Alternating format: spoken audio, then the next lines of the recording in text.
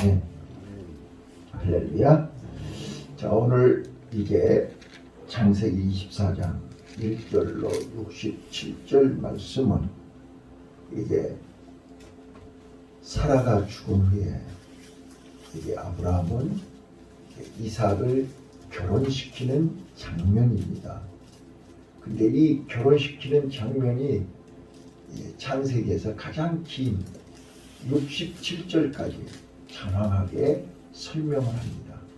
그런데 이 말씀 속에서 오늘 사랑하는 성도 여러분들이 어떤 성경 구절이, 어떤 단어가 여러분 마음속에 와 닿았는지 이제 각자 여러분들이 한번 묵상하시기를 바라요. 저는요, 7절 말씀을 한번 보겠습니다. 7절. 이게 엘리에셀에게 이삭의 결혼을 이제 부탁하고 고향에 가서 이제 며느리감을 찾아오라고 부탁합니다. 그런데 한번 상상해 보세요. 아브라함의 고향은 이게 화란이 장장 800km나 됩니다. 근데 거기 가서 며느리감을 찾아오는데 결코 쉬운 일이 아닙니다. 그래서 이게 환도뼈에 맹세하고 약속하고 모든 고난을 엘리에셀에게 다 맡깁니다. 네가 하나님의 인도하심을 받고 네가 데리고 온 여자는 무조건 내 며느리로 삼겠다는 겁니다. 어마어마한 거죠. 자, 이 어마어마한 역사의 현장에 엘리에셀이 주인에게 얘기합니다. 주인님, 만약에 그 아가씨가 안 오겠다고 하면 어떻게 하겠습니까? 내가 아가씨를 점을 찍어놨는데 그 아가씨가 안 따라오면 어떻게 하겠습니까? 그러면 그때 내가 다시 이삭을 데리고 거기 갈까요? 이렇게 지금 묻는 겁니다, 제가. 그런데 이때 아브라함은 단호하게 지금까지 내가 믿는 하나님, 내가 만났던 하나님, 나에게 찾아오신 하나님, 나를 오늘 아브라함 되게 하신 하나님, 그 하나님에 대한 신앙 고백이 7절입니다. 네, 자, 7절 한번 우리 말씀의 배경과 말씀의 뜻을 이해하시면서 읽으시면 이 말씀이 7절, 8절, 9절이 오늘 이게 다바크의 비밀을 설명합니다. 자, 한번 읽어보시죠. 7절 시작. 하나님께서 나를 내 아버지 되시고 내 본토에서 떠나게 하시고 내게 말씀하시며 내게 인생을 주시되 이 땅을 이시에게 주려 하셨습니다. 자, 거기까지요. 자, 여기까지는 지금까지 하나님이 나를 부르시고 나에게 약속하시고 지금까지 사건 있을 때마다 내가 넘어지고 내가 약해지고 내가 실패하고 내가 쓰러져 있을 때도 나에게 찾아오셔서 말씀하시고 약속하시고 언약하신 그 하나님을 얘기하고 있습니다. 맞습니까? 그 하나님이 오늘 이제 어떻게 너를 인도하고 너에게 하나님의 뜻이 이루어지게 하시는가를 보라는 거예요. 자, 시작. 그가가 누구예요? 내가 지금까지 얘기한 그 하나님이죠. 그 하나님이 그 사자를 네 앞서 보낼 것이다. 네가 가는 게 아니야. 너는 가기만 하면 네 앞서 하나님이 다 준비하실 거야. 이게 여호와 일의 하나님입니다. 모리아산의 하나님입니다. 네 앞서 가실 거야. 오늘 이 말씀 붙드시기 바라요. 오늘도 내가 가는 것 같지만 하나님은 내 앞서 사자를 보내신다니까요. 네. 자, 그래서요. 자, 시작. 네가 거기서 내 아들을 위하여 아내를 택할지니라. 그러니까 네는 작업만 하면 돼.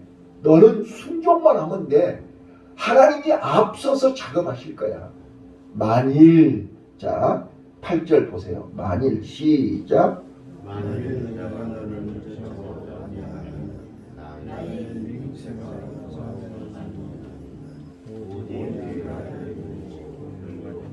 자, 만약에 그 아가씨가 따라오지 않고 거부한다 할지라도 네 죄가 아니야. 네 책임이 아니야. 너에게 결과를 너에게 묻지 않을 거야. 그러니 절대로 내 아들을 그리 데리고 가지 마라. 이 말은 무슨 말이에요? 네가 와야지. 아가씨가 와야지. 아들이 그리 가면 안 된다는 거예요. 이 말이 무슨 말인지 아셨죠? 오늘 우리는요, 믿음이 뭐예요? 내가 하나님 앞에 내가 와야지. 무슨 말인지 아셨어요? 네, 우리는 믿음으로 하나님 앞에 내가 순종해야 되는 것입니다. 자, 그 다음에 이제 9절 읽어보세요. 시작.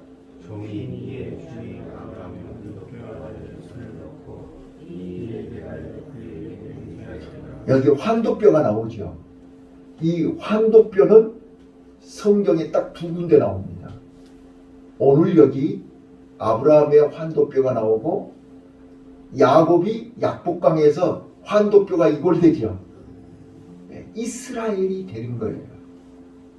자, 오늘 이삭이 결혼을 해서 이제 하나님의 언약의 씨가 나오는 거죠. 환도뼈는 이 아주 중요한 생명의 근원이란 말이에요. 그래서 여러 가지 해석이 있어요.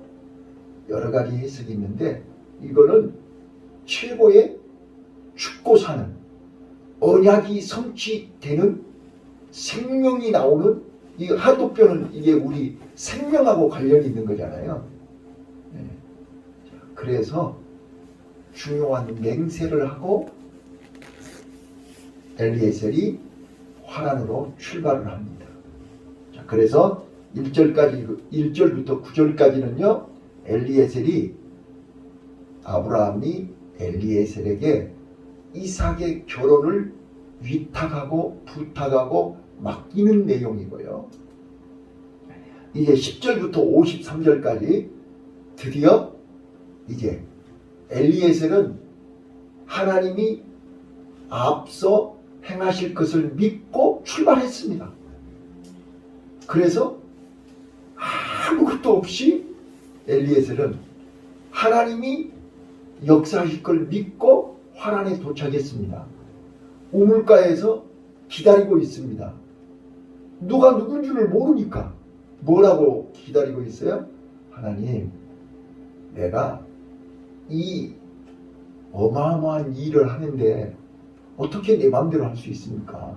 자, 여기서 기다리다가 우물가에서 기다리다가 물 길러 오는 처녀 중에서 내가 물을 달라고 할 텐데 나만 물을 주는 게 아니라 약대에게 물을 주는 아가씨를 하나님이 정해주신 아가씨인 줄로 믿겠습니다 하고 기도하면서 우물가에서 기다리고 있었잖아요. 근데 마치 리브가가 물 길러 왔고 나 물 좀 주셔 그랬더니 나만 물을 주는 게 아니라 약대에게도 물을 줬잖아요. 그래서 아가씨가 누구 아들이요? 누구 딸이요? 아버지가 누구시오? 이렇게 물었단 말이에요. 그랬더니 아브라함의 동생이잖아요. 나홀이. 그 나홀에게서 나온 부두엘의 딸입니다. 이러는 거예요. 아, 그래요? 그러면 집에 빈방이 있어요? 우리가 먹을 수 있는 빈방이 있냐고. 있다고 그랬잖아요.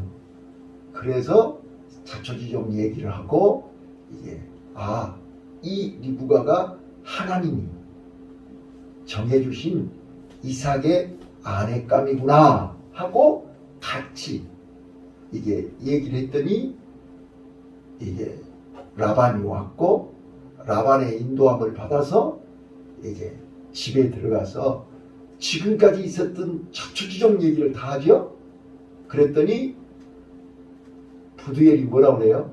아니 내가 가부가 어디가 있냐, 하나님의 뜻이면 해야지. 그리고 흔쾌히 허락을 하는 거예요. 흔쾌히 허락을 했고 당사자한테 물어봅시다 이제 이렇게 된 거예요.